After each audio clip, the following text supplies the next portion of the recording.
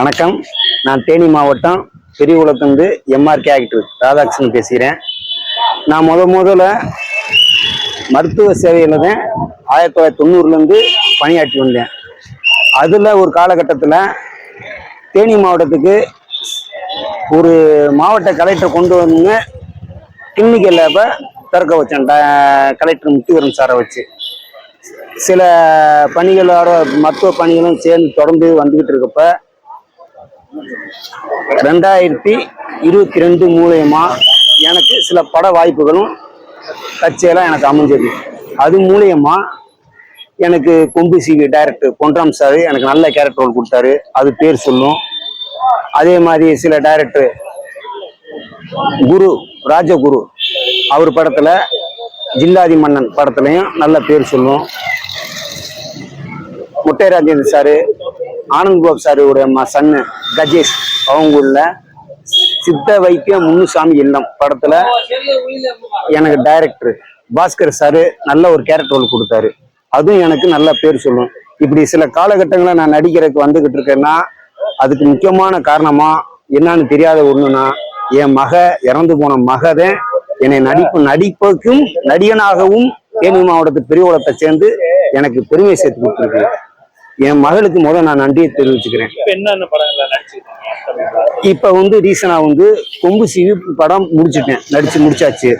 அடுத்தது இப்ப காலகட்டமா street லேம்புங்கிற pilot மூவில நடிச்சு முடிச்சுட்டேன். அது நல்ல பேர் சொல்லும். அது நல்ல கேரக்டர் ரோடு. படம் பார்த்தீங்கன்னா உங்களுக்கே தெரியும்.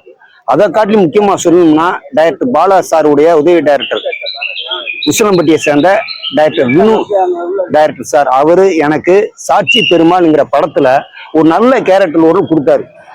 அந்த படம் பார்த்து இப்ப ரிலீஸ் ஆயிடுச்சு ஓடிடில. அந்த படம் பார்த்தவங்க எல்லாருமே பல அழுகாதவங்க யாருமே இருக்க முடியாது. எனக்கு என்னன்னா ஒரு பத்திர ஆபீஸ்ல என்னுடைய இடத்துக்கு ரிஜிஸ்ட்ரேஷன் பண்ற மாதிரி ஒரு நல்ல கேரக்டர் ரோல் கொடுத்தாரு என் மானை வச்சு சாட்சி பெருமாள்ங்கிற ஒரு படத்துக்கு. அந்த படத்துடைய கருவு என்னன்னா ஒரு வாழ்வாதாரம், ஒரு நகை நட்டு வாங்க முடியாத ஒரு வாழ்வாதாரத்துக்கு எப்படி சேர்ந்து கொண்டு போய் தான் மகளுடைய காது ஊத்துக்கு பயணிக்கிறாங்கிற ஒரு கதை தான் சாட்சி பெருமாள். ரொம்ப அடிபட்டு உண்மையிலேயே டாக்டர் வினு சார் பெரியகுளம் கும்பக்காரைக்கு மேல சோத்துப்பாறை அணைக்கிட்ட மேல அதாவது நடமாட்டமே இல்லாத பஸ் அகமலையில படம் ஷூட் பண்ணாரு. ரொம்ப ரிலீஸ் ஆயிடுச்சு. அந்த படம்லாம் பாத்தீங்கன்னா உண்மையிலேயே அழுகாதவங்க யாருமே இருக்க முடியாது. அப்படி ஒரு கதமா கொண்ட நல்ல படமா இருக்குது தரமா. அந்த படத்துல எனக்கு நடிக்கிறதுக்கு வாய்ப்பு கொடுத்துருக்காருன்னா உதவி டைரக்டர் பாலா சாரோடைய தம்பி சந்திரமௌலி எனக்கு ரொம்ப வாய்ப்பை வாங்கி கொடுத்தாரு. இந்த எப்படி வாய்ப்பு நடிக்கிறதுக்கு வாய்ப்பு வந்ததுன்னா வடுவட்டி சிஐடி செல்வம் சாரு மூலியமா எனக்கு டைரக்டர் தேனி வீரா மூலியம் எனக்கு வாய்ப்பு அளிக்க கொடுத்தாரு.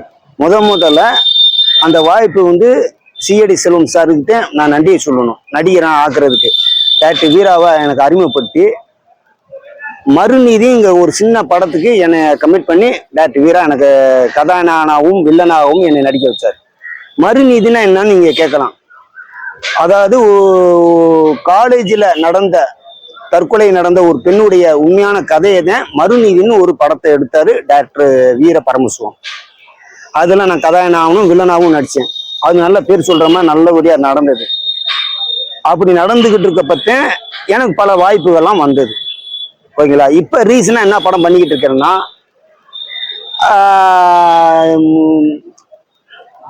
நவீன் ராஜ் மூலியமா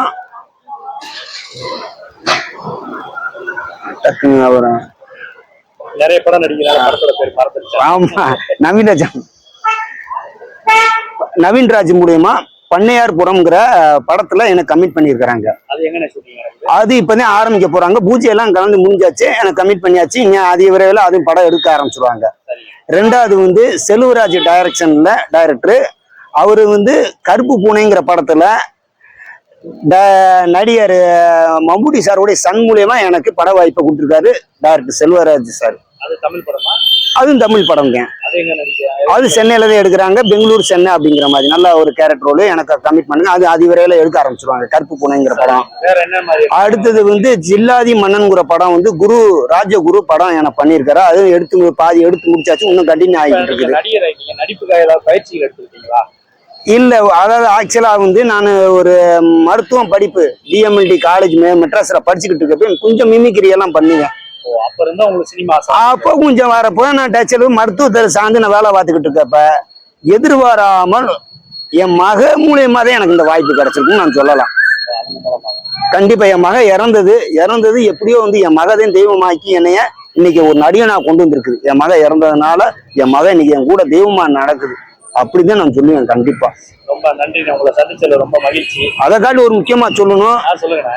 என்ன விஷயம்னா தேவர் ஹோட்டல் படத்துல சிங்கமுத்து நடிகர் அவர் படத்துல எனக்கு கமிட் பண்ணியிருக்கிறாரு. அதிவிரைவில் எடுக்கப்படும். இது பயங்கரமான பேர் சொல்லும் என் படத்துக்கு. உங்களோட காமெடி கேரக்டரா? நான் காமெடி தான். என்ன ஆகணும்னா நான் வளர்ச்சி அடைய மக்களின் மகிழ்ச்சி என்னுடைய வளர்ச்சியா இருக்கும். மக்கள் மகிழ்ச்சி படுத்துறதுக்கா நான் நடிக்கிறக்கா என்னோட வளர்ச்சியா இருக்கும். அது எல்லாமே உங்கள் மக்களுடைய தன்மை தான். எனக்கு உதவி வேணும். நன்றி, வணக்கம்.